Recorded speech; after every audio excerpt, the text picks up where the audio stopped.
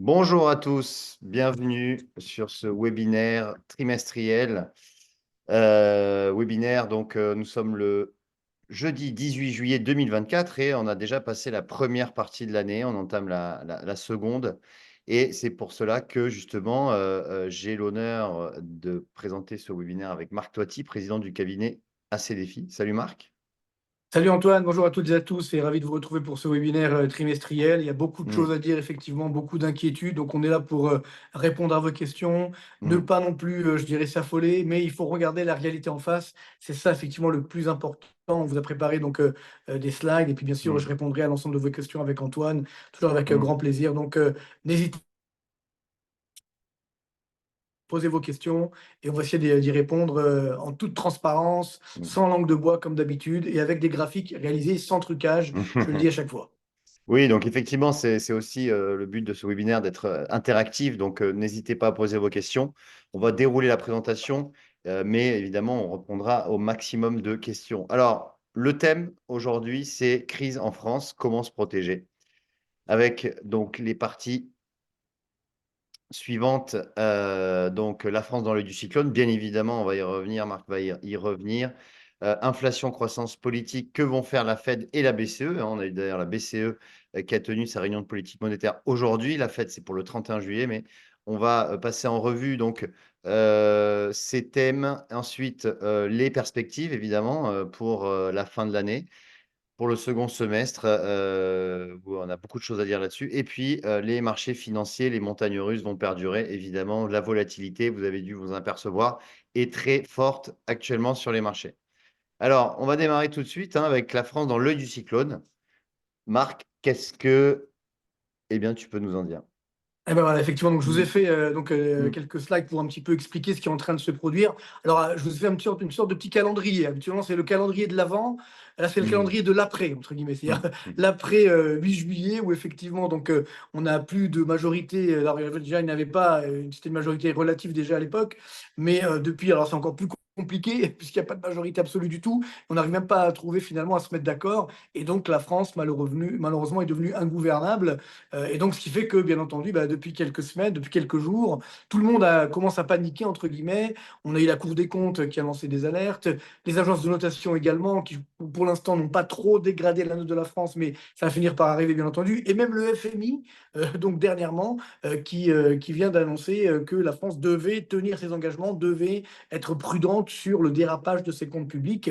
Et donc, voilà, le 16 juillet, on s'y attendait, ça, on avait la date. C'est-à-dire que la Commission européenne a lancé donc officiellement, donc l'Union européenne a lancé une procédure contre la France pour déficit excessif. Donc elle avait déjà annoncé il y a quelques semaines. Là, ça y est, c'est complètement officiel. Ça veut dire que la France doit s'engager et doit présenter. C'est la dernière ligne, on va y revenir. Donc d'ici le mois de septembre, doit s'engager à réduire ses déficits publics. Alors ce sera le slide suivant, je vais en parler. Mais d'ici là, qu'est-ce qui va se passer? Bon, donc là, on le sait, donc depuis hier, non, laisse le slide d'avant, s'il te plaît, Antoine. Depuis hier, on a donc le gouvernement Attal qui a donc démissionné. Monsieur Macron a accepté sa démission, mais il doit gérer les affaires courantes. Ça veut dire qu'on n'a toujours pas de nouveau gouvernement. On ne sait pas qui sera le prochain ou la prochaine Premier ministre. Donc là, évidemment, ça pose beaucoup d'interrogations. Et donc, normalement, d'ici la fin août, là, on aura un Premier ministre, un gouvernement. Et toute la question est de savoir, c'est est-ce qu'il va s'engager ou pas à réduire les déficits publics. Si ce n'est pas le cas, évidemment, là, ça risque d'avoir des conséquences dramatiques, puisqu'on va avoir une dégradation de la note de la France. Je rappelle que pour l'instant, quand même, le parti, entre guillemets, majoritaire à l'Assemblée nationale, donc c'est le NFP, le Nouveau Front Populaire, donc a un programme assez incroyable, puisqu'il demande de revenir à la retraite à 60 ans, d'augmenter le SMIC à 1600 euros pour tous, de bloquer les prix. Donc, on comprend bien qu'il y aura évidemment une augmentation des impôts, avec certainement une augmentation des impôts sur le patrimoine. Donc là, pour tout le monde, hein, pas que pour les plus riches, pour tout le monde, évidemment, puisqu'il faudra trouver les moyens de financer cette augmentation des dépenses publiques. Donc, il est clair que si on a un gouvernement qui avance cette stratégie, bah, inévitablement, c'est la dernière ligne, on aura une dégradation donc, de la France, c'est-à-dire une augmentation très forte des taux d'intérêt. Pour l'instant, les taux d'intérêt des obligations d'État ça augmente, on les verra tout à l'heure, mais ça résiste quand même, c'est pas dramatique, on est autour des 3,1% sur le taux 10 ans, ça reste quand même supérieur au taux d'intérêt du Portugal, mais ça reste là aussi limité. Et donc, si le taux d'intérêt augmente, ça veut dire baisse de l'investissement, baisse de la consommation, et donc évidemment une récession et une augmentation du chômage qui va s'installer en France. Donc, c'est quand même un scénario assez dramatique. C'est vrai que on me dit souvent, mais ne vous inquiétez pas, parce que le programme de NFP a été validé, entre guillemets, par 300 économistes. Très bien, ce sont des économistes, je dois le dire, hein, universitaires, très bien, mais ce sont des économistes de salon. Ça veut dire des théoriciens.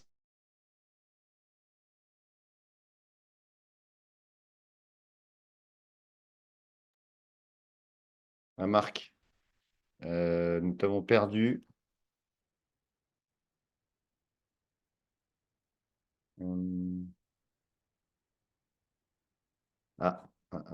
Alors, nous avons un petit problème technique. Marc, nous avons perdu Marc. Alors, on va essayer de retrouver la connexion. Désolé pour ce contretemps. Hum,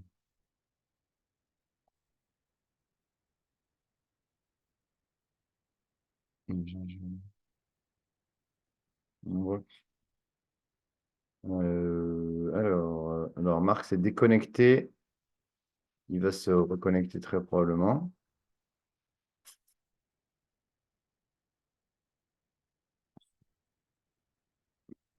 Du direct, hein, les aléas du direct. Pas de problème, pas de problème. Tu peux Tout reprendre. fonctionne bien, c'est bien? Ouais, tout Bon, fonctionne bien, nickel. c'est bon. Voilà, j'espère qu'il n'y aura pas d'autres trucs. Enfin bon, de toute façon, on est là, ne vous inquiétez pas. Oui, oui. Donc, j'en étais effectivement pour cette mesure d'augmentation notamment des impôts. On nous dit que c'est financé, donc ce sont des économistes qui ne sont pas dans la réalité. Je parle évidemment du SMIC. Là aussi, c'est très bien. On a envie même de, pourquoi pas, générer une augmentation de l'inflation, ça va casser l'activité économique et ça va évidemment générer du chômage, donc on n'aura rien gagné, c'est le premier point. Sur l'augmentation des impôts, ben ça c'est la règle de base qu'on apprend en première année d'économie. Si j'augmente les impôts, le taux d'imposition, évidemment ça va casser l'activité économique, donc on va réduire l'assiette fiscale, donc on va ponctionner plus mais sur un gâteau plus petit. Donc à la fin évidemment malheureusement il aura moins de recettes fiscales qu'avant, donc ça veut dire qu'il aura une augmentation des déficits. Donc si évidemment on a un gouvernement qui prône ça, c'est clair que les marchés ne vont pas du tout aimer. Et là, on aura une vraie tempête. D'autant que, donc si je vais sur mon calendrier de l'après, donc là, on le voit, le 20 septembre, la France doit présenter donc un plan budgétaire, structurel, national de réduction de ses dépenses publiques. Donc évidemment, on voit bien que pour l'instant, on en est extrêmement loin. Et là, encore une fois, pour l'instant, le gouvernement, il en a pas, mais et même l'ancien gouvernement, il avait du mal à le faire. Alors imaginez aujourd'hui.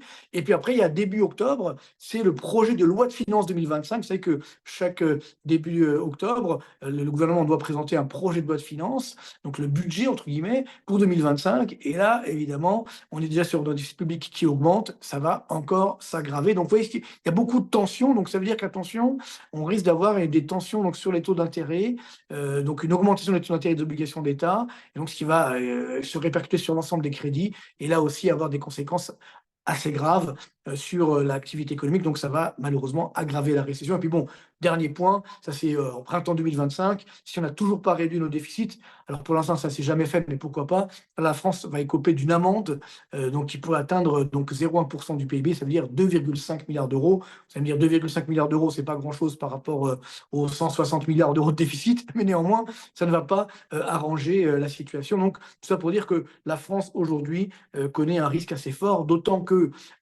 on l'a eu il y a quelques semaines, le chiffre de la dette publique sur le slide suivant.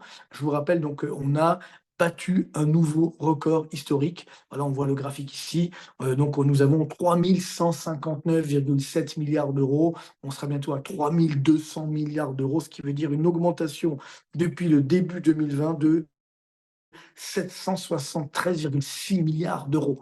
Donc, il faut qu'on se rende compte un petit peu de l'ampleur des dégâts, de l'ampleur de la situation. Donc, si évidemment on ajoute encore du déficit, ça va accroître cette dette et bien entendu, ça sera dramatique. Alors, on me dit non, mais ce n'est pas grave parce que l'État français a beaucoup d'actifs. Alors, justement, vous savez, quand on parle de la dette publique, c'est la dette publique effective, mais on n'intègre pas ce qu'on appelle la dette publique hors bilan. Le hors bilan, en fait, ce sont des dettes que l'État français a, mais qui ne figurent pas dans les comptes. Par exemple, la retraite des fonctionnaires à venir, évidemment. Ça, c'est une dette qu'a l'État français. Il doit payer la retraite des fonctionnaires, mais ça n'apparaît pas encore dans la dette publique. Donc, si j'ajoute le hors bilan à cette dette publique, regardez bien le chiffre, on est sur un peu plus même de 6 500 milliards d'euros de dette publique totale. Et donc déjà, c'est énorme.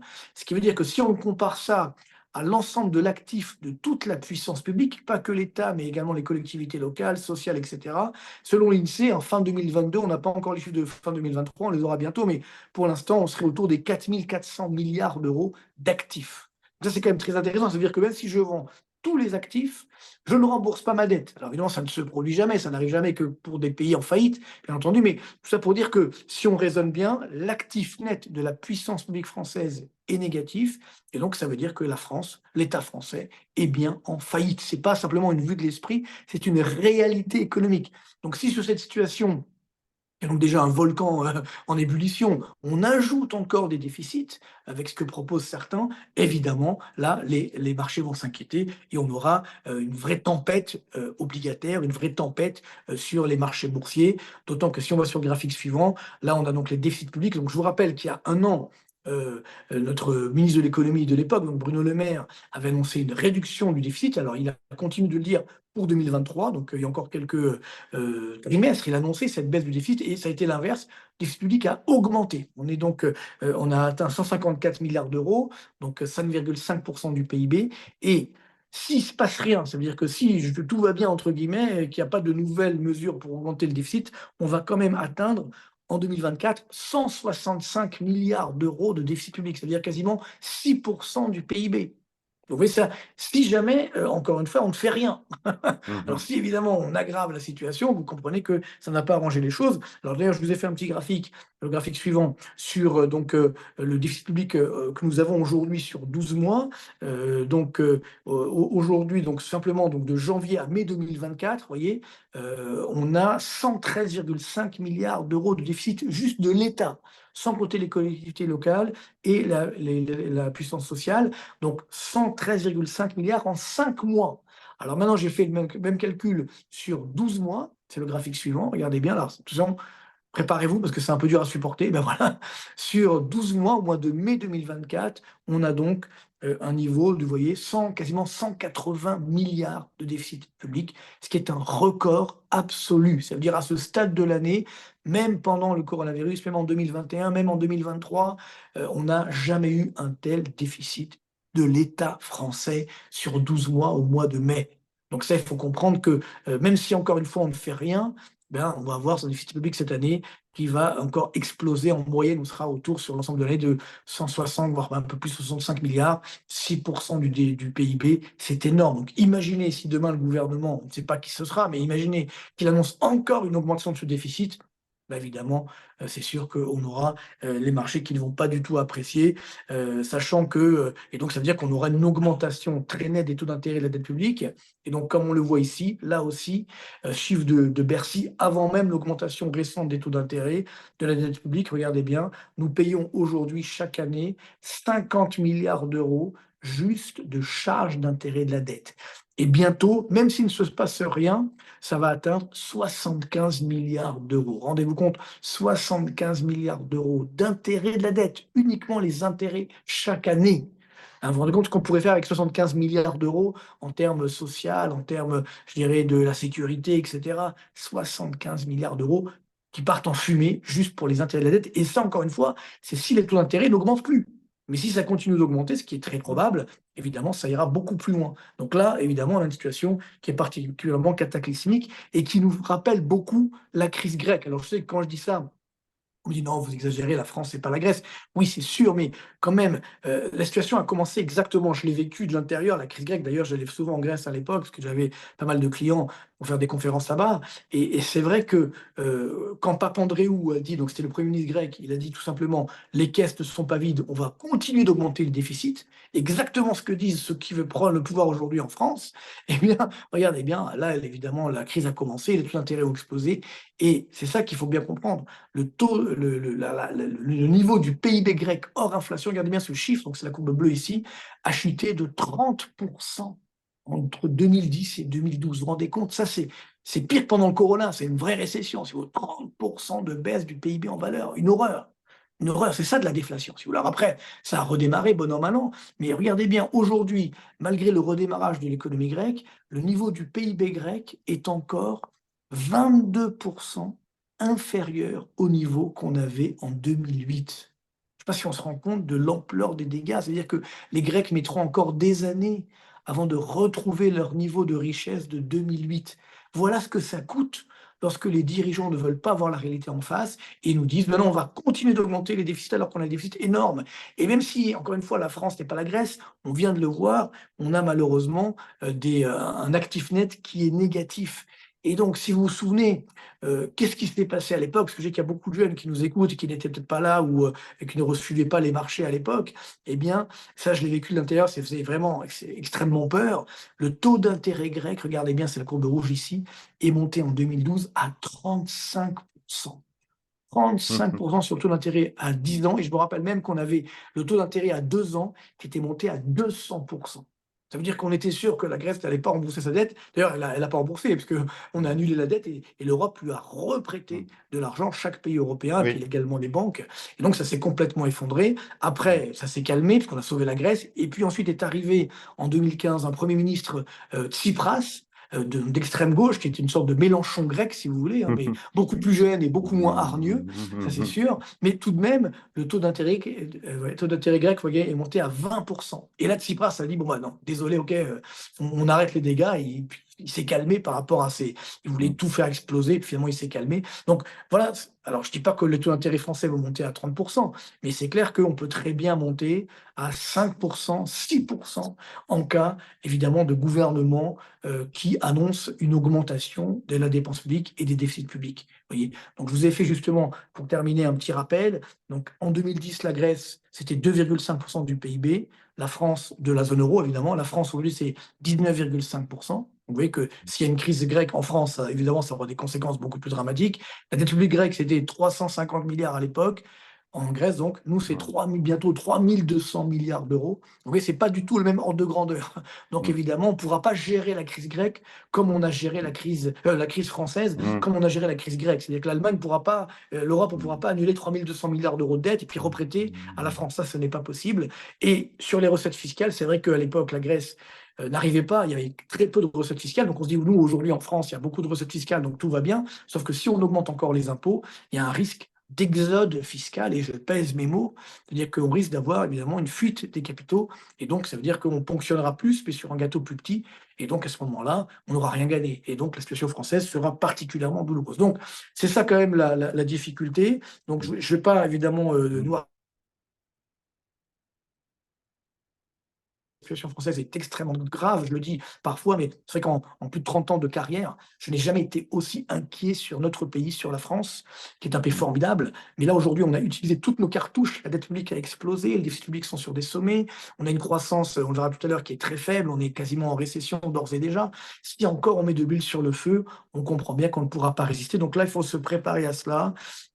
Soyons extrêmement prudents, notamment sur les placements obligataires, également sur les placements boursiers, parce que ça va être très volatile. Mais donc, ce qui veut dire que aujourd'hui, le risque français est là. Donc, il faut se protéger, évidemment, en limitant les risques, certainement, sur la France, quitte à justement diversifier, peut-être à l'étranger. Mais c'est vrai qu'aujourd'hui, la situation française, alors espérons, on espère tous, évidemment, qu'on va éviter ce scénario catastrophe, que par miracle, on va avoir un gouvernement qui va nous dire non, non, on va réduire les déficits.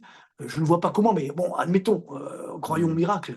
Alors, c'est vrai que j'ai fait dans mes dernières vidéos YouTube, j'ai dit peut-être qu'il faut passer par la case effondrement pour ensuite pouvoir redémarrer.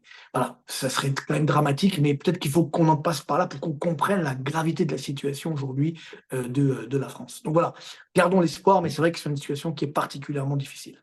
Alors, Marc, merci pour cette première partie de présentation. Donc, je vais regarder un petit peu les questions. On a une question, hein, d'ailleurs, donc, de Jules, hein, qui nous dit que face à l'instabilité politique et le risque majeur de n'avoir aucun plan d'action à présenter à l'Union européenne en septembre, est-ce qu'on ne risque pas de finir sous contrôle de l'Union européenne, voire du FMI, sur la gestion de notre dette et nos finances pour éviter que toute l'Europe s'écroule? Ah ben, malheureusement, Mmh. c'est-à-dire que j'espère pas qu'on va en arriver là, mais c'est sûr que comme je Mmh. l'ai évoqué, première étape, si, encore une fois, par exemple, on revient sur la réforme des retraites, bon, qui n'est pas terminée d'ailleurs, mais bon, admettons, on dit: «OK, on remet la retraite à 60 ans». Comment on finance? Si Mmh. on dit: «On va augmenter, les dépenses publiques», comment on finance? On dit: «Oui, en augmentant les impôts». Oui, mais en augmentant les impôts, vous allez casser l'activité économique, donc vous ne financerez pas. Donc c'est clair que là, le déficit public, il peut très bien monter, parce que là, je parlais de 6%, mais Mmh. si on ne fait rien, il peut monter à 8%, 10%. Donc là, évidemment, qui va financer ça? Pour l'instant, les investisseurs Mmh. se disent: «Non mais vous inquiétez pas, il y a la Banque centrale européenne qui est là, et cetera». Mais attention, ça aussi c'est très important, parce que la Banque centrale européenne ne peut pas tout faire. Mmh. Elle a fait sa fameuse planche à billets pendant le coronavirus, mais je ne sais pas si vous vous souvenez à l'époque, c'est passé vraiment à un cheveu. C'est-à-dire que la cour de Karlsruhe en Allemagne, avait annoncé que c'était interdit. Selon la constitution allemande, la Banque centrale n'a pas le droit de financer, d'acheter de la dette publique. Mais comme c'était le coronavirus, on a dit: «OK, on passe». Sauf que là, il y a plus de coronavirus. Donc je ne crois pas que la cour de Karlsruhe acceptera. Et si les Allemands refusent, évidemment, ça veut dire que la BCE, en Allemagne, c'est le plus gros contributeur, je dirais, à la Banque centrale européenne. Donc si l'Allemagne refuse, qui va financer? Vous Mmh. comprenez? Et je pense qu'il n'y aura pas que l'Allemagne qui refusera. Il y aura bien sûr les Pays-Bas, l'Autriche et puis également les pays qui ont fait des efforts. Par exemple, le Portugal, même l'Italie, d'ailleurs, où je me trouve en ce moment, eux aussi, ils ont réduit leur, c'est beaucoup encore énorme, mais ils ont quand même réduit leur déficit, réduit leur dette. Je rappelle qu'ils sont en excédent primaire. Ça veut dire que hors charge d'intérêt de la dette, ils ont un excédent courant, hein, donc de la balance, je dirais, budgétaire, hein, les Italiens. Donc nous, on en est très très loin. Donc c'est vrai que là, on risque une crise de la zone euro. Alors, est-ce que le FMI va arriver à Paris? Bon, on n'en est pas encore là, mais c'est sûr que, si on ne stoppe pas l'hémorragie, je ne vois pas comment on va faire, bah, inévitablement ensuite, c'est quoi? Alors certains me disent: «On va faire un moratoire sur la dette». Oui, enfin, ça, c'est les pays vraiment, en faillite qui font ça. Mmh. Donc si effectivement la France en arrive à se dire: «Beh, voilà, je dois faire un moratoire sur ma dette, je ne vais pas rembourser toute ma dette», là, c'est un cataclysme. Et puis Mmh. parallèlement, il y a l'ensemble de la zone euro qui est concernée, donc ce sera une crise de la zone euro globale. Donc oui, oui, je pense que malheureusement, hein, moi je ne suis pas de ceux, qui veulent affoler les foules, mais c'est vrai que, on joue un jeu extrêmement dangereux. Et alors là, Mmh. c'est pas, encore une fois, c'est pas la crise grecque, c'est bien plus grave que la crise grecque. C'est la Mmh. crise grecque puissance 10. Ça veut dire que Mmh. si la France, tombe, à ce moment-là, on ne pourra pas sauver la France comme on a sauvé la Grèce. Donc ça sera extrêmement compliqué.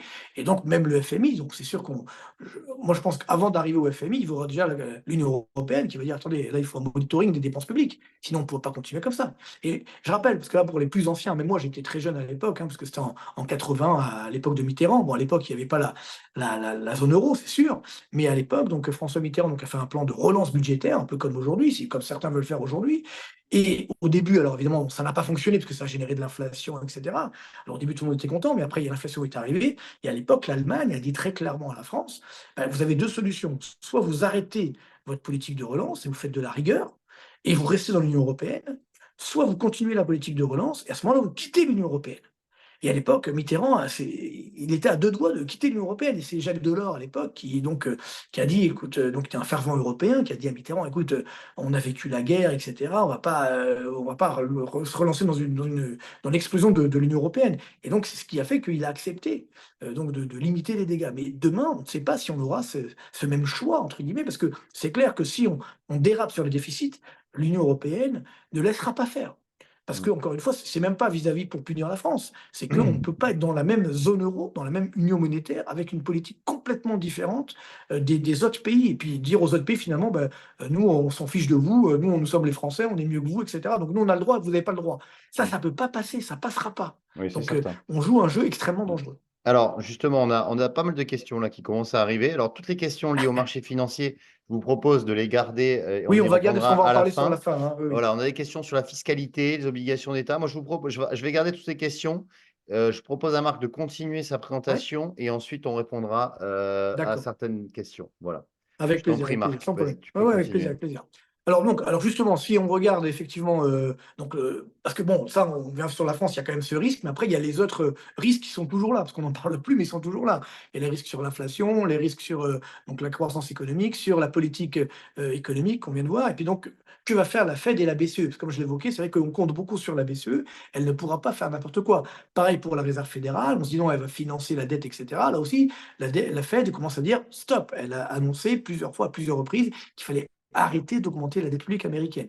Donc, la clé, c'est évidemment l'inflation. Alors, c'est sûr, on en a parlé dans le podcast de lundi dernier, on a eu une bonne nouvelle, enfin une vraie bonne nouvelle entre guillemets, hein, donc d'ailleurs depuis quelques semaines, déjà depuis quelques mois, c'est que l'inflation recule. Donc là, je vous ai mis l'inflation américaine. Donc la courbe bleue, c'est l'inflation globale, la courbe rouge, c'est l'inflation hors énergie et produits alimentaires. Donc vous voyez, l'inflation américaine au mois de juin est tombée à 3%. Donc, c'est un plus bas depuis un an, hein, depuis juin 2023, qui était lui-même un plus bas depuis le printemps 2021.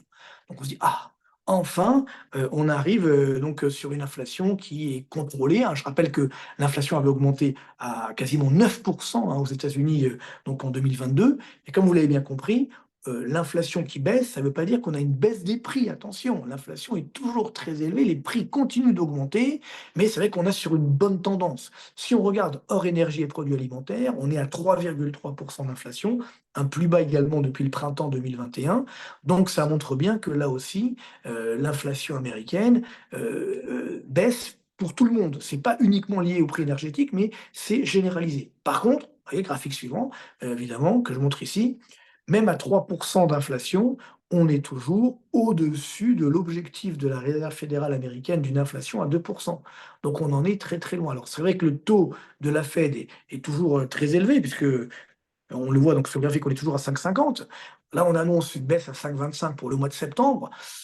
Soyons quand même prudents. Ça va enfin, donc déjà, là, pour le fin juillet, il n'y aura pas de baisse des taux, ça c'est sûr. Maintenant, on annonce septembre. Peut-être, sauf que, attention, d'ici là, on aura les chiffres de l'inflation, donc du mois de juillet et août.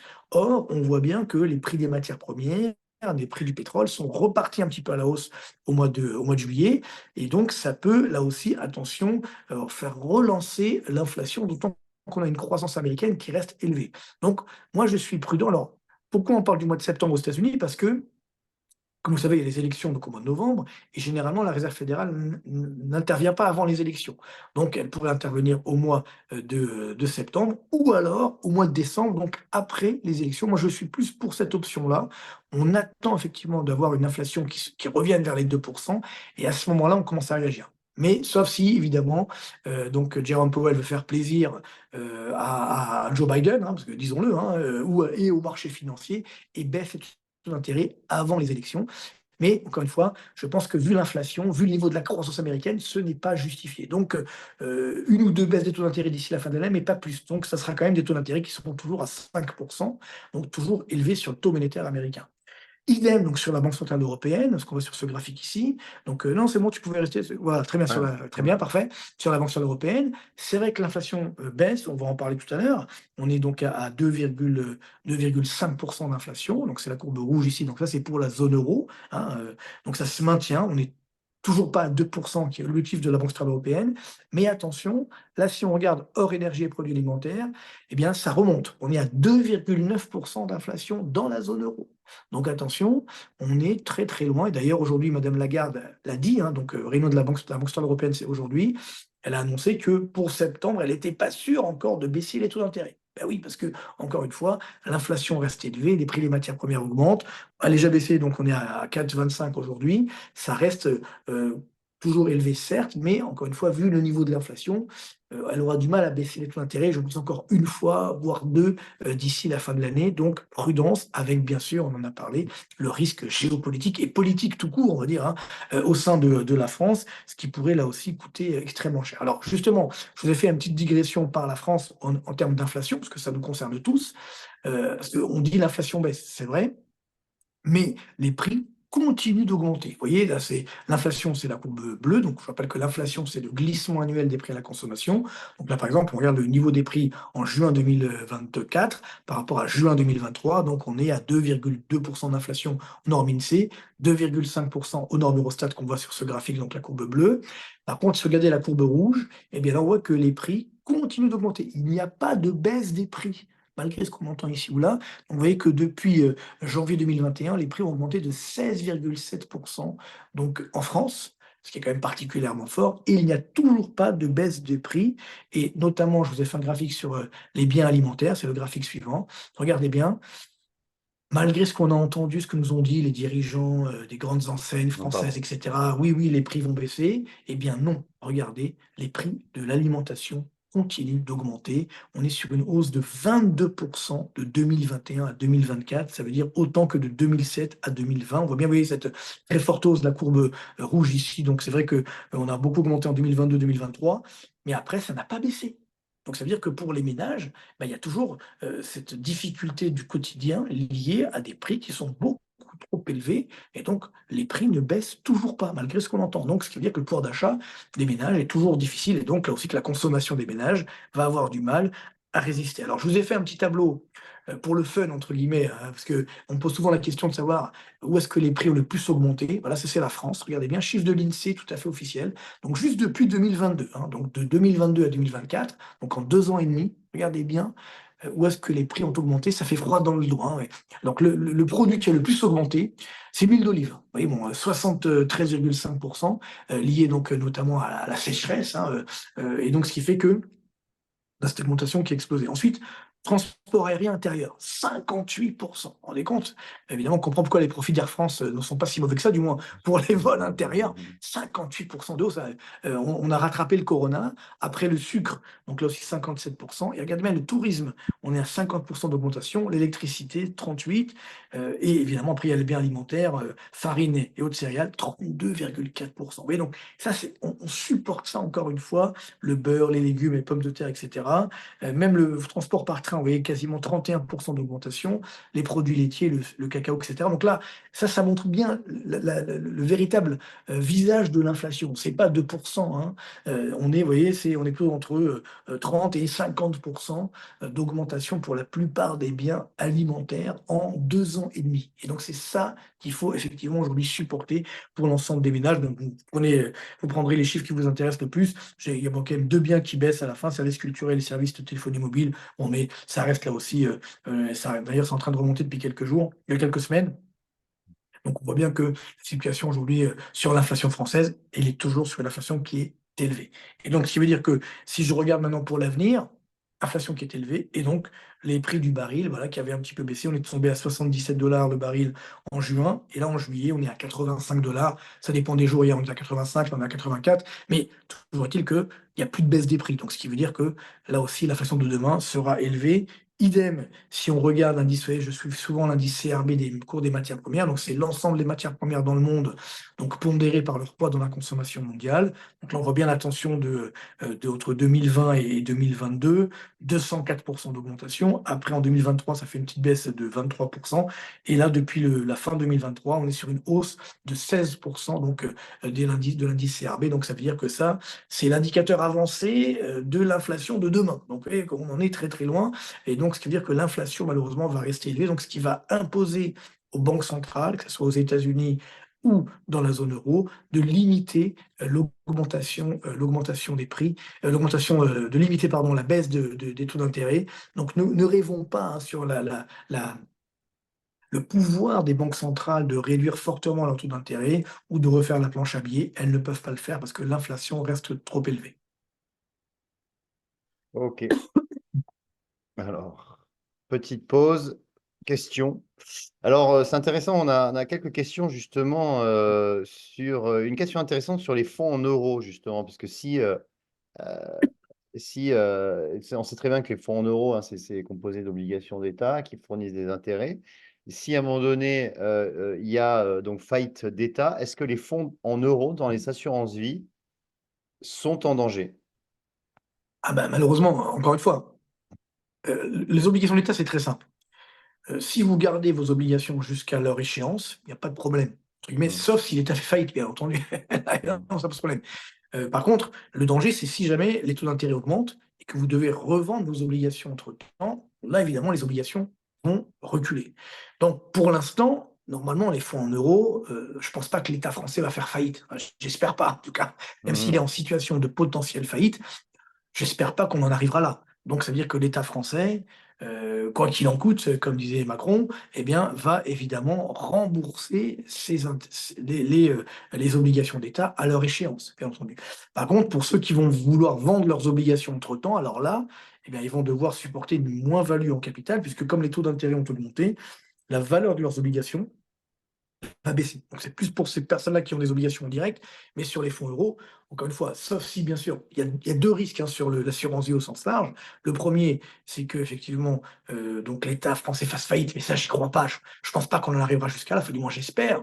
Comme tu l'as bien dit, il y aura, au pire, il y aura le FMI, mais on laissera Mmh. pas l'État français faire faillite. Donc ça, c'est-à-dire il remboursera ses obligations, ça c'est un normalement. Là par contre, il y a un deuxième danger qui pour moi est le plus sérieux, le plus entre guillemets, «réalisable», c'est l'augmentation de l'imposition. Parce que ça, si Voilà. effectivement, on a un gouvernement donc voilà, NFP ou Alors ce que vous voulez, qui justement prône, Marc, pardon, excuse-moi oui? de te couper, ouais, justement, il y a une question. Quand, nos impôts vont sûrement augmenter, comment y échapper à part investir à l'étranger? Ah Voilà, bah, voilà, bah, c'est la seule solution. Malheureusement, voilà. c'est-à-dire que, Mmh, il faut être clair, hein, je veux dire, je vais pas vous mentir. Je veux dire, encore une fois, c'est du bon sens. Si mmh, j'augmente mes dépenses publiques et qu'évidemment, je ne que je n'ai pas de financement, notamment parce qu'il y a pas de croissance, bah, je vais augmenter les impôts. Sauf que si j'augmente les impôts, par exemple, sur les entreprises et cetera, ça va casser l'activité économique, donc ça va alimenter la récession. Donc qu'est-ce qui reste? Bah, il reste bien entendu l'épargne. Et donc on entend et dans les discours, ça fait des années que j'entends ça de droite comme de gauche, hein, tous les dirigeants politiques français n'ont pas arrêté de dire: «Oui, mais l'épargne des Français, c'est 6 500 milliards d'euros», donc l'épargne financière simplement des mmh, Français. Donc évidemment, c'est très tentant. Nous n'arrivons pas ponctionner, je ne pense pas qu'on arrivera jusque-là, mais par contre, c'est très tentant, voilà, de revoir la fiscalité sur mmh. tous les placements, sur tous les patrimoines. Donc quand on dit: «Oui, alors moi je j'ai pas beaucoup de patrimoine, donc je risque rien», je pense que malheureusement, si on augmente par exemple la CSG Mmh. sur le patrimoine ou sur, je dirais sur les OK. plus-values ou sur l'ensemble des placements, ça sera Mmh. pour tout le monde. Oui, oui, Et la CSG, c'est puis sur tout le ensuite monde, hein. Oui, oui, c'est dans tout. exactement. Donc, Mmh, même c'est pas simplement sur les très riches et mmh, c'est ça moi qui m'inquiète, c'est qu'aujourd'hui enfin j'espère encore une fois qu'on va éviter d'en arriver là et je le dis toujours, je dis: «Si jamais on en arrive là, je serai le premier à tirer la sonnette d'alarme et à dire: "Il faut arrêter"». Donc c'est sûr que, bah, voilà, c'est ce que font aujourd'hui beaucoup d'investisseurs, voilà, en diversifiant leur investissement à travers le monde et il faut se préparer. J'espère pas qu'on en arrivera là, mais évidemment, c'est une possibilité et mmh, donc faut, voilà, alors évidemment, on peut investir sur des plateformes d'investissement où là, mmh, voilà, pour mmh, limiter mmh. là aussi, certains problèmes, fiscaux. Bah, voilà, Mmh. on fait de la pub sans faire de la pub entre guillemets. Mais bon, et voilà, il faut i encore une fois, c'est du bon sens. C'est-à-dire Mmh. c'est pas faire peur, c'est pas quoi que ce soit. Si j'ai mon déficit public qui explose et que ma dette publique qui explose, comment je finance? Et donc, bah, voilà, on sait comment malheureusement ils vont le faire. Ils vont augmenter les Mmh. impôts et notamment sur l'épargne et le patrimoine. Il ne reste plus que ça. Il ne Ouais, c'est reste plus que sûr. ça. Je vois pas encore, Petite bon, OK, il nous parle de l'impôt sur le revenu et cetera, mais bon, c'est clair ils veulent mettre certains veulent mettre une tranche d'imposition donc à 90 de mmh, taux marginal à partir de 400 000 € et quelques de revenus. Bon, pour la part qui dépasse évidemment les 400 000, 90 mmh. là, c'est-à-dire que vous rajoutez la Bah, à ce CSG, niveau-là. c'est du plus de 100. C'est Mmh, pas sérieux, vous comprenez? mmh. Donc j'espère que enfin, J'ai qu'on n'en arrivera pas là, bien entendu, mais c'est non, sûr que bah, si on arrive là, bah là, à excusez-moi, hein, il faut vraiment que à ce ni faut à que ce ça fasse mal, niveau-là hein, parce que à ce niveau-là, pour qu'on c'est sûr réagisse. que tous ceux qui gagneront, plus de 400 000 € auront quitté la France, de toute façon, donc ça Bah, évidemment, évidemment, mais mais encore une fois, le problème n'est moi, le problème n'est pas encore une fois les personnes qui ont les moyens, parce elles sont déjà en train de oui, partir, faut oui. être honnête, hein, Oui, oui, déjà, oui. les très, très riches sont déjà partis depuis très longtemps, eux, ça c'est clair, Mmh, mais moi ce qui m'inquiète, c'est la classe moyenne, parce que c'est elle qui va, mmh. encore une fois, supporter tout ça et ne croyez pas, c'est pas parce que, bon, normalement, le livret A, ça devrait aller encore, mais c'est sûr que, on me dit au-dessus de 100 000 €, c'est même pas sûr. Parce qu'encore une fois, si Mmh. on augmente la CSG, à partir du premier euro, eh bien, ça sera une perte. Petite dernière question avant de passer aux perspectives, économiques. Il y a, donc Tom qui nous dit: «Si justement, la loi enfin, si le NFP fait passer, le SMIC, à 1 600 €, quelles seraient les conséquences pour, les portefeuilles d'investissement?» Ah, Marc, image figée. On a perdu Marc. Alors bon, si je peux permettre un élément de réponse, c'est que déjà, étant donné qu'il y a pas de majorité, absolue, dans l'Assemblée nationale pour faire passer, cette loi, je ne pense que ça ne passera pas, hein. On n'aura pas, la majorité absolue pour faire passer, le SMIC à 1 600 €. Donc il y a quand même très peu de probabilités pour que ça fonctionne et pour que ça passe. Hem En revanche, après, il n'y a pas vraiment de conséquences directes avec des portefeuilles d'investissement. Ça va juste augmenter évidemment les déficits et la dette par la suite. Alors, est-ce que Marc est revenu? Il nous quitte et je pense qu'il doit avoir une connexion instable en Italie.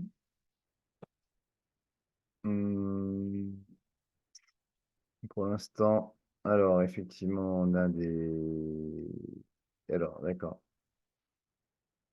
Oui. Ah, Ah, voilà. Marc. Ah, alors là, du coup, Voilà. on te voit Ça va là? en biais. Non, on te voit en biais là. Attends, bouge pas. Je vais te mettre le truc comme ça. C'est mieux là? Ouais. Donc, Alors, moi, je me vois plus. C'est bien? Le cadre est bon? le cadre est bon. Là, c'est bon. Ah, c'est bien. Tu peux. Non, mais, je sais pas si tu remarques, ça fait quand même 2 fois qu'on parle du programme de Oui, NFP que de ça coupe, hein. NFP, c'est à ce moment-là, ouais. Je pense qu'il y a un petit problème, hein, Ouais, quand même, hein. ouais, on va donner des liens de cause à effet, à mon avis, hein, sur cette Ouais, coupure. ouais, ouais, ouais. Bon, Alors non, c'était la non. question, c'était savoir si le SMIC passe à 1 600 euros. Est-ce que ça va avoir une Bah là, c'est pareil, hein, conséquence sur des je l'ai évoqué tout portefeuilles? à l'heure, hein, c'est-à-dire, Oui, mais, je l'ai évoqué tout à l'heure, c'est-dire que mais si déjà, jamais, effectivement, j'étais en train de dire que justement, il n'y a pas une majorité absolue pour que justement cette loi passe, que ça passe à 1 600 euros, le non, SMIC. non, mais, Hmm, non, mais le problème, c'est qu'après, il peut y avoir des ordonnances, etc. hmm, C'est ça la difficulté. C'est-à-dire que on ne sait pas comment ça peut se terminer. Mais c'est sûr qu'il peut y avoir des motions de censure en permanence. Bon, donc ça, voilà. j'y Ce crois qui va pas, se mais produire, ce qui va se produire, hein. oui, mais toujours est-il que, encore une fois, on ne sait pas.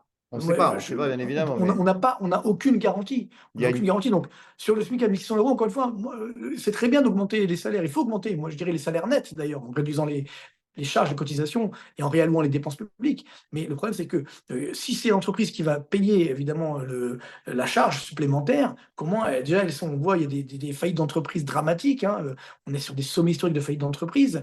Donc, comment vont-elles faire? Idem sur ensuite la répercussion sur les prix, donc ça fait de l'inflation. C'est-à-dire que, encore une fois, moi je me souviens, moi, je raconte ma vie, mais en 80, je me rappellerai toujours, j'étais petit, j'avais 11 ans à l'époque, et je me rappelle donc, quand Mitterrand a annoncé effectivement qu'il allait augmenter les salaires pour tout le monde. Je me rappelle très bien, mon père est rentré chez moi, parce qu'il était fonctionnaire, et il a dit à ma mère: ah, regardez, c'est formidable, je vais avoir une belle augmentation. Sauf que quelques mois plus tard, l'inflation en France, tenez-vous bien, est montée à 14,5%. Alors bien sûr, il y avait le choc pétrolier, mais c'était la suite du choc pétrolier, mais il n'y avait pas que ça, il y avait également, donc c'est-à-dire que toute l'augmentation salariale a été mangée par l'inflation.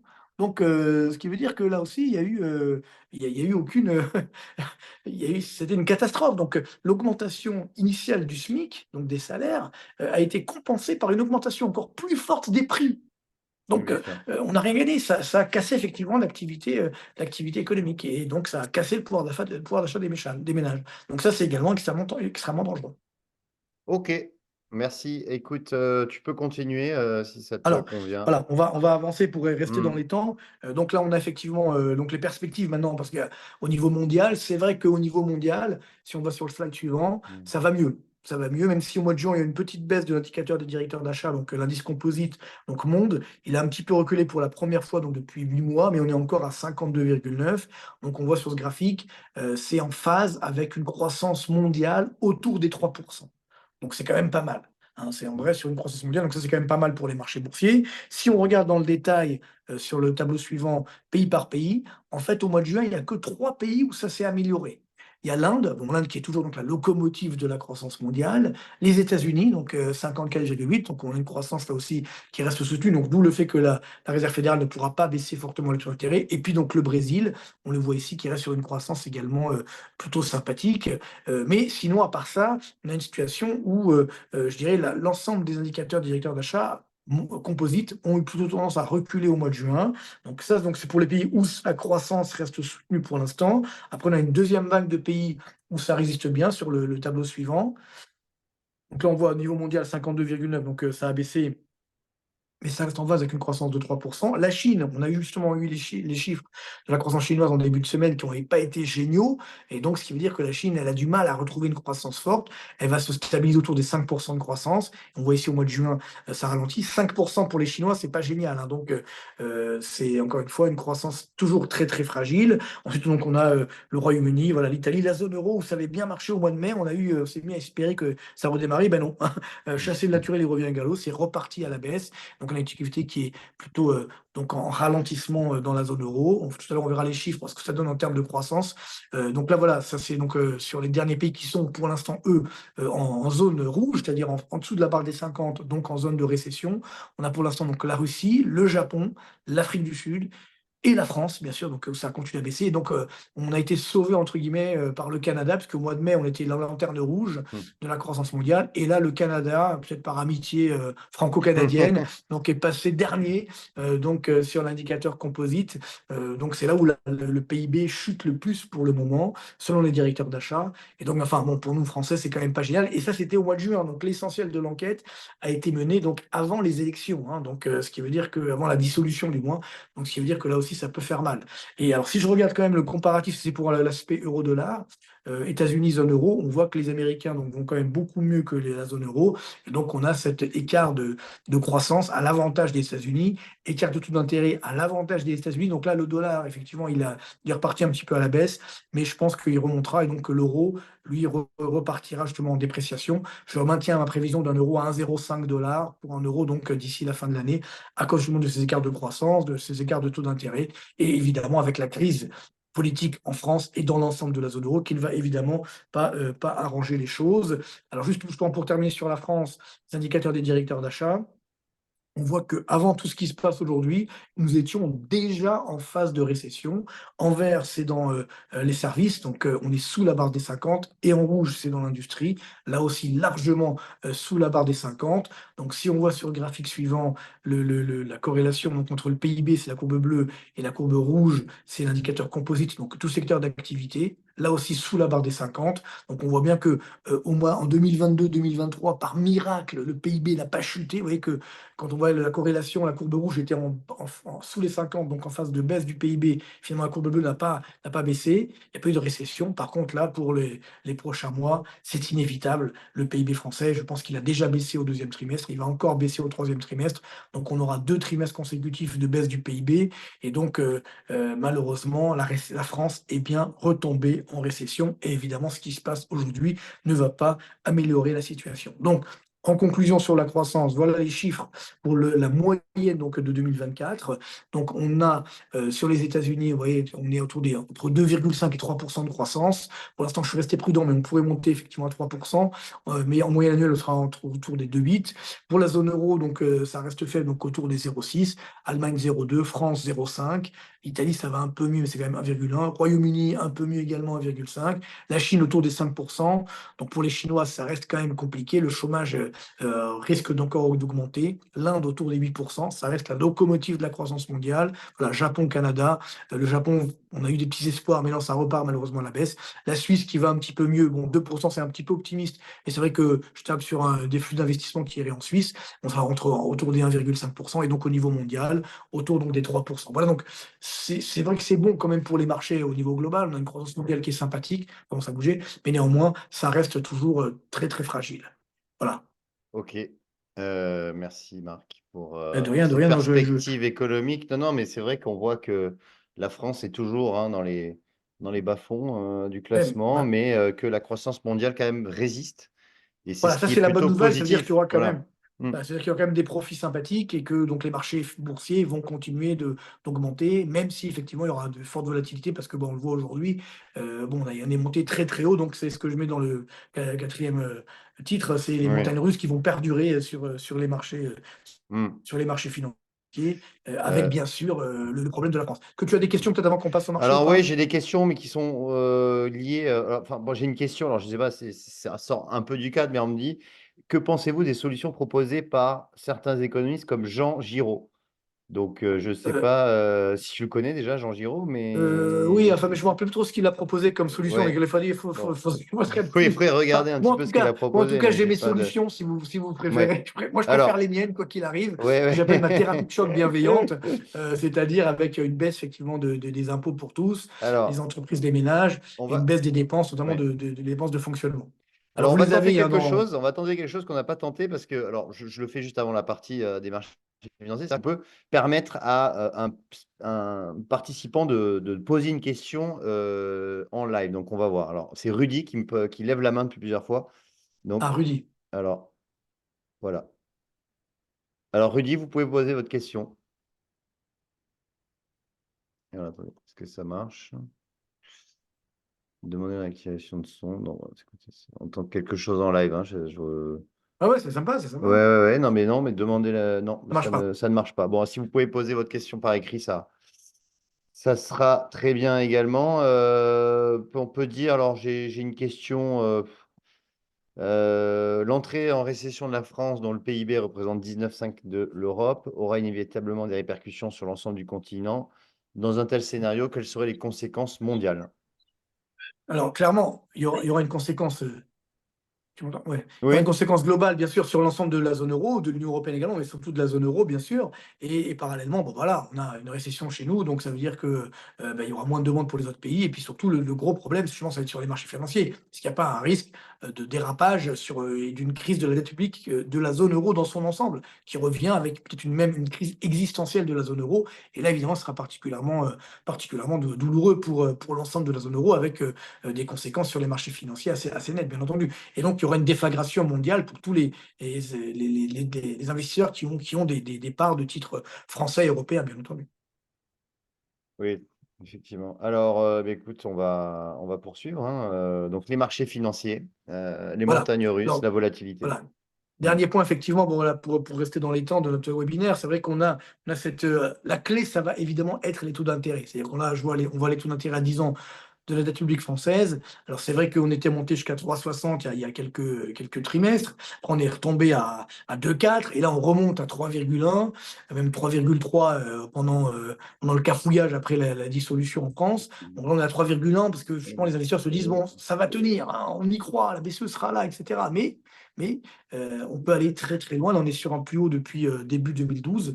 Je pense qu'on peut remonter si jamais effectivement un gouvernement arrive à passer et à annoncer donc des mesures, je dirais, anti-économiques finalement. Et bien Mm. à ce moment-là, donc ça veut dire de non-réduction du déficit public. Malheureusement, ça veut dire qu'il y aura des taux d'intérêt qui peuvent monter à 4-5%. Et là, évidemment, ça sera la déflagration sur l'ensemble des places françaises, européennes et mondiales, avec bien sûr également une conséquence sur les marchés boursiers. Alors d'ailleurs, si on voit le CAC 40 sur le graphique suivant, Mm. tu vois bien que là aussi, c'est amusant. Enfin, amusant. On a cette baisse assez nette hein, depuis juin. Enfin, ça a commencé depuis le 15 mai, mais depuis le mois de juin, on est à 6,5% de baisse. Donc là, tu vois bien que les marchés, de jour en jour, ils aiment bien quand il y a des fortes baisses. Le lendemain, ça remonte, etc. Mais on se maintient voilà, autour des 7 450. Là, voilà, on a du mal à aller en deçà. C'est une Mm. sorte de résistance, entre guillemets. Mais Mm. si jamais, effectivement, demain, les taux d'intérêt à long terme dérapent, alors là, on pourra repasser très très bas et revenir vers des niveaux de 6 500, voire même un peu moins. Hein. Donc, il faut être Mm. extrêmement prudent. Alors, bien sûr, c'est sûr que 80% des entreprises du CAC 40 font leurs profits. Donc, leurs profits viennent de l'étranger, donc Mm. 80%.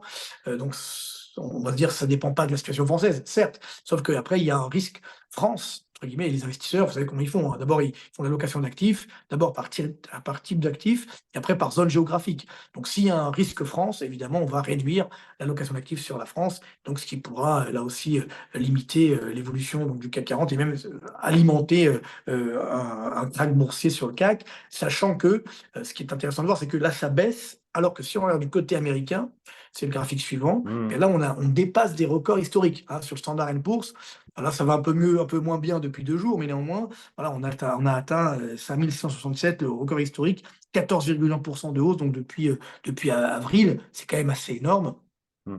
on se rend bien compte que là, on voit bien la dichotomie entre la France, hein, où ça baisse bien, et puis les marchés américains où ça continue d'augmenter, même s'il y a des effets évidemment sur certaines entreprises, mais c'est sûr qu'on a des marchés américains qui sont toujours très élevés. Et donc là, la France n'en a pas profité finalement. Donc si demain la France s'effondre, l'écart avec les États-Unis il restera élevé, mais là aussi, comme les Américains sont sur des sommets, il y aura des prises de bénéfices qui seront là, qui seront Mm. assez nettes. Et donc c'est pourquoi la Réserve fédérale américaine, même si elle baisse les taux d'intérêt, elle ne pourra pas faire des miracles, y compris sur les marchés boursiers. Oui, Et d'ailleurs, pour terminer, on va en parler bien sûr, je n'ai pas voulu parler du Nasdaq, mais là aussi le Nasdaq est extrêmement volatile. On a eu sa plus forte baisse donc, depuis 2022, je crois, hier, oui, hein, donc c'est vrai que c'est assez net. Mais ce qui ne trompe pas, c'est que l'or continue de battre des records. Alors, vous savez qu'on l'a souvent annoncé, on l'a souvent conseillé, entre guillemets, même si on ne donne pas de conseils, mais en tout cas, on a souvent annoncé que l'or était un bon placement, une bonne protection justement contre tous les risques autour de nous. Et c'est vrai que là, le 17 juillet, donc en séance, on a atteint les 2 482 $. Donc un nouveau record historique, là ça a un petit peu baissé, mais bon, on va bientôt toucher les 2 500 $ certainement l'once. Donc ça veut dire, vous voyez, quand on était à 1000, on me disait non, c'est mm, beaucoup trop cher. Ben là, finalement, on a continué d'augmenter. Et même à 2000, finalement, il fallait continuer d'en acheter. C'est ce que je dis toujours, c'est la poire pour la soif. Donc là, c'est même plus une poire, c'est un jerrycan hein, pour la soif, mm. parce que il faut se protéger contre tous ces dangers. Et donc ça montre bien que les investisseurs se disent, bon, je vais quand même un petit peu acheter des actions américaines, mais néanmoins, j'achète aussi de l'or, puisqu'il y a ce danger qui reste présent sur la stabilité mondiale. Je ne vais même pas parler de la géopolitique mondiale, qui est toujours évidemment toujours très fragile, hein, très explosive. Mais déjà, d'un point de vue économique, avec ce qui se passe en France, ça suffit pour acheter de l'or et se protéger avec effectivement les métaux précieux. Ouais, ouais. Effectivement, ouais. L'or qui, par l'intermédiaire des banques centrales, hein, qui continue de progresser, hein. Les banques centrales diversifient leurs réserves, achètent massivement de l'or et on voit que dès qu'il y a un petit trou d'air sur l'or, quelques pourcentage de correction, c'est racheté et ça poursuit sa progression. Ce qui montre toutefois, hein, quand même, puisque c'est un actif refuge hein, traditionnel, qu'il y a quand même des risques qui sont toujours présents dans la tête des investisseurs. Et donc, cette hausse de l'or est un peu à contre nature hein, par rapport à la hausse effectivement des marchés américains. Mais ça, c'est pas une corrélation hein, qui fonctionne à 100%. Juste Alors pour justement, terminer. Oui, c'est ça qui est important, c'est mm, que normalement, effectivement, on a cette corrélation oui, inverse entre les marchés boursiers et l'or. Donc là, mm, justement, le fait que ça aille dans le même sens, ça montre bien qu'il y a cette protection. C'est-à-dire qu'on se dit, on y va quand même, parce que bon, il y a oui, tellement de cash, tellement de, je dirais, finalement, de liquidités depuis le coronavirus, elles sont toujours là, hein, parce qu'elles ont été réinvesties, etc., qu'on se dit, bon, ben, mm, on aura quand même des dividendes. Mais parallèlement, évidemment, on se dit, on se protège avec l'or. Donc ça, c'est quand même un signe tout à très fait. net, hein, pour moi qui ça fait que je dis Mm, 30 ans de carrière, ça montre bien que c'est assez rare qu'on ait ce type de mm, phénomène. Donc, mm. ça montre bien qu'il y a un changement de mentalité, que malgré tout, on profite des marchés boursiers, mais on sait qu'il y a un risque et donc on se protège avec l'or. Exactement. Écoute, Marc, bah, écoute, non, j'ai pas vraiment de questions. On est dans les temps. On On est m'a dans dit qu'il les faut temps, on est dans respecter le les temps. timing, donc il faut Après, on a respecter des l'heure. questions Donc, effectivement comment dire, que Rudy a posé cette question ou Ah, bah, pas, finalement? alors Rudy, continue de lever la main. Alors, je vais essayer de lui redonner parce que permettre de parler. Bon, réactive le son. Allô, Alors, bonjour. ah, voilà. Bonjour. Ah, Nous voilà. avons Rudy. Oui, bonjour. Bonjour. Bonjour Rudy. Oui. Alors, est-ce qu'il faut Allez-y. rester sur les marchés américains ou sur les marchés français? Je sais que les marchés Mm, français sont pas au top. Faudrait mm. rester sur le marché américain, non? Oui, tout à Alors, fait. Moi, alors, le marché américain, pour l'instant, il reste très cher, hein, donc, mais c'est Ouais, sûr que dans la diversification, il faut plus miser aujourd'hui sur le dollar. Donc, tout ce qui est ouais, placement en dollars restera plus protégé, alors que sur effectivement le marché français, bon, bah, il reste extrêmement, extrêmement dangereux. dangereux. Mais D'accord. diversifier aussi également avec de l'or, ça ne peut pas vous faire de mal. Voilà, c'est alors, la poire pour la soif, l'or. ouais. C'est ça? Exactement. Alors, juste une Ouais, petite précision, même sur les marchés américains, il faut peut-être actuellement éviter le Nasdaq parce que le Nasdaq, c'est les valeurs techno américaines qui subit une d'accord. correction assez importante. On ne sait Ouais, j'ai pas vu jusqu'où ça peut la tech. aller. Et il y a une rotation sectorielle, on va dire, des techs vers les mid et small caps. C'est quoi ça? Alors, c'est les petites et moyennes capitalisations, c'est-à-dire des sociétés de taille moyenne, voire petite. Voilà. Arco?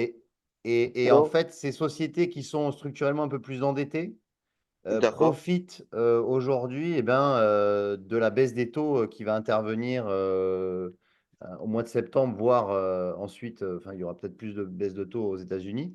Et donc, en fait, il y a cet indice, hein, le Russell 2000, hein, c'est l'indice Ouais, donc le ouais. Russell 2000 que vous pouvez d'ailleurs trouver sur eToro. Oui, oui, oui, je sais. Voilà, cet indice a repris 5-6% là en quelques séances. Et c'est Ouais. Ça, potentiellement, voilà, bon, alors, sans être un conseil évidemment, hein, c'est toujours je le ouais, rappelle, mais ouais. c'est quelque chose qu'il faut regarder parce on sort d'une tendance plate et on repart à la hausse, quoi. D'accord. Et par Voilà. contre, les marchés de l'Inde, c'est quoi les plus gros marchés sur les sociétés de l'Inde? Parce que je sais pas trop, hein, Alors, même. en fait, l'Inde, De quoi il c'est faut plus, il y a investir? des ETF que vous allez trouver.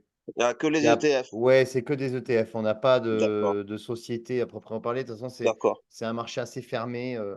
Ouais, sur Euh, les marchés des matières premières au mmh, sens là, des pays émergents au sens large, il faut faire attention. C'est-à-dire que, parce qu'il y a quand même beaucoup de risques, que ça soit effectivement en Chine ou en Inde. C'est pas comme chez nous, il y a pas effectivement tous les contrôles et autres.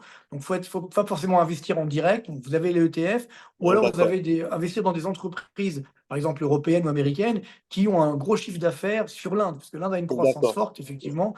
Donc là, ça peut être plus astucieux et moins risqué. mmh, d'accord.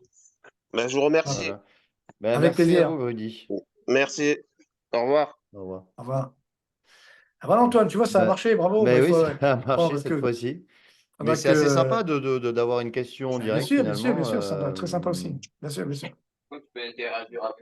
Ben, ouais, Alors, alors du coup, Oui, parce que là, oui, oui, oui, il il faut faut couper peut-être le les micro couper. après, il faut le couper le micro. Voilà. Voilà, Euh, du coup, bah, on peut terminer une question. On va terminer par une question justement sur l'or. Alors, quel est l'intérêt d'acheter de l'or alors qu'il est très haut? Voilà, question de voilà, Philippe. c'est ce que j'évoquais tout à l'heure, c'est-à-dire que Mm. l'or, bien entendu, aujourd'hui, c'est sûr que là, il y a une probabilité de moindre gain, parce que comme il est très haut, donc ça peut baisser sur le moyen terme. Mais encore une fois, hein, il était déjà très haut à 1500 $ ou à 1000 Oui, dollars tout à ou fait. à 2000 $. Donc, Mm. ce que je veux dire, c'est que c'est pas dans une option justement de faire des plus-values, si vous voulez, c'est une protection, bien entendu, justement en cas de coup dur où là, ça continuera d'augmenter. Donc, c'est ce qui fait que, voilà, il faut même en avoir. Moi, je conseille même parfois d'avoir de l'or physique, hein, si on Tout peut, à hein, fait. bien entendu. C'est pas forcément un mal. Voilà. Mais c'est sûr que là, le potentiel de gain, si vous voulez, il est beaucoup moins élevé quand on avait un once d'or à 1500 $. Hein. Donc, ça, c'est sûr que Ouais. donc le gain potentiel, il Mm. reste moins élevé. Mais moi, je le voyais pas trop comme ça. C'est plus comme une protection. Voilà, la fameuse sport pour la somme. Mm. D'ailleurs, c'est pourquoi je dis toujours, dans son portefeuille, certains me disent, je vais tout mettre en or. Ben non, c'est pas non plus, je Ah. dirais, une stratégie adéquate. Il faut Mm. voilà, mettre 15% de son portefeuille en or et en métaux précieux éventuellement. Et puis après, voilà, utiliser voilà, les plateformes comme eToro voilà, pour faire Mm. des ajustements sur Alors, l'ensemble des, bah, des placements boursiers ouais. notamment. En Alors f- pourquoi pas, évidemment, je sais qu'il y a toujours la question sur les crypto-monnaies, pourquoi pas aussi, mais après, bon, là aussi, c'est reste extrêmement, extrêmement volatile. Donc voilà, il faut Mm. rester prudent parce qu'on va rentrer dans une zone de turbulence. Mm. Donc à partir de là, c'est sûr que si on ne sait pas trop naviguer en eau trouble ou alors voilà, dans les montagnes russes, il vaut mieux faire le dos rond et attendre un petit peu qu'on y voit plus clair. Mais là, il y aura quelques mois et je pense que quand on se reverra dans 3 mois pour le prochain webinaire, là, c'est sûr que ça aura encore beaucoup bougé et on y verra beaucoup plus clair. Donc là, l'été Mm. sera chaud, pas que sur les températures, mais également sur les marchés Ouais. financiers au Mm. sens large avec une très forte volatilité. Et donc, ça Co- veut dire également des opportunités, bien entendu, Ce qu'on peut sur les dire, belles entreprises, quand il y a des juste. forts mouvements de baisse, eh bien, on peut Mm. évidemment racheter pour profiter d'un effet de correction à la hausse par la suite. Voilà, dans pour terminer sur l'or, juste, voilà, il y a deux façons d'acheter de l'or, soit en physique, hein, comme tu l'as dit, en lingots, pièces d'or, etc. Soit l'or, on appelle ça l'or papier. En Donc papier, là, bien sûr. l'or papier, donc là, vous achetez effectivement, vous pouvez acheter des ETF qui répliquent les cours de l'or, vous pouvez acheter des actions qui sont dans les mines d'or, vous pouvez acheter même des certificats, des produits dérivés. Après, chez eToro, on propose donc des ETF et aussi des CFD qui répliquent le cours de l'or. Mais effectivement, c'est comme tu disais, Marc, il ne faut pas tout mettre dans l'or, hein. Je pense que 10 à 15% max, c'est vraiment une répartition qui semble optimale. On est d'accord, on est Voilà. d'accord. Voilà. Bon, alors, c'était un plaisir d'être Ben, avec toi et avec tous les pareil, participants. Donc, je pareil. pense qu'on peut retrouver un peu tout ça. Donc, vous aurez les Tout à slides, bien entendu, fait, n'hésitez pas. Puis, si tout vous à avez fait. d'autres questions, évidemment, on est là pour y répondre. Donc, Et, passez un bel été malgré tout. La rentrée, l'été sera ouais. chaud, mais la rentrée aussi. Donc, Oui, voilà, oui. il faut profiter, En- comme je dis toujours, carpe diem. Profitons de l'instant présent, parce que quand on voit comment ça évolue, notamment chez nous Ouais, en France, ça c'est nous fait de ça. la peine. On est très triste, mais malheureusement, voilà, on ne va pas être le dindon de la farce non plus. Donc, espérons que on arrivera à sauver la France parce qu'elle le mérite. Mais pour l'instant, c'est vrai que malheureusement, on n'est pas sur la bonne tendance. Donc, Ouais. soyons très prudents et gardons le moral malgré tout. Carpe diem. Mm. En tout cas, ce qui est sûr, c'est que l'été sera très volatile, on le voit déjà. Et voilà. Et donc, faites attention protégez vos portefeuilles pour cet été. Merci Marc pour tes Avec éclairages. plaisir, Antoine. Merci à vous Merci, tous. merci à vous tous de nous avoir À très bien bientôt. suivis, connectés, posé vos questions. Et puis, on se retrouvera pour le webinaire Et trimestriel puis, il suivant. faudra faire l'enquête quand même pour savoir pourquoi ça a coupé à 2 reprises là auprès de quand on Ben, a parlé ouais, je du vais Front voir avec. populaire là. Mais là, C'est il pas faut que je vois normal avec là. Zoom. Je vais voir avec Faut Zoom. surveiller chez Zoom là. Ça, c'est encore un petit Ouais, peu je vais voir inquiétant. avec eux. Peut-être que dès Bon, qu'on c'est une parle de blague, bien sûr, NFP. hein, c'est une blague. Ouais, bien sûr. Allez, bon, passez un bel été, donc à Passez très un très bon vite. été. Merci à tous. Bye. Au revoir.